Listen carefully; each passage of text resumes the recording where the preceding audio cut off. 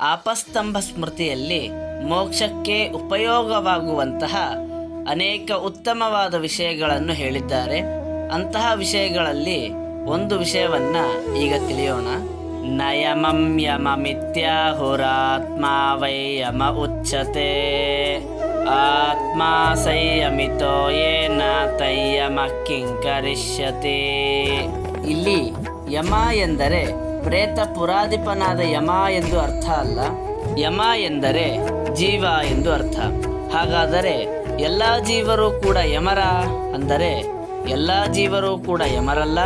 ಹಾಗಾದರೆ ಯಾವ ಜೀವರು ಯಮ ಎಂದರೆ ಇಂದ್ರಿಯ ಸಂಯಮವನ್ನು ಯಾವ ಜೀವನು ಮಾಡಿರುತ್ತಾನೋ ಅಂತಹ ಜೀವನೇನೇ ಯಮ ಎಂದು ಕರೆಸಿಕೊಳ್ಳುತ್ತಾನೆ. ಅಂತಹ ಜೀವನಿಗೆ ಯಮನು ಏನೂ ಮಾಡುವುದಿಲ್ಲ. ಯಮನಿಂದ ಬಾಧೆಯೂ ಕೂಡ ಆ ಜೀವನಿಗೆ ಆಗುವುದಿಲ್ಲ.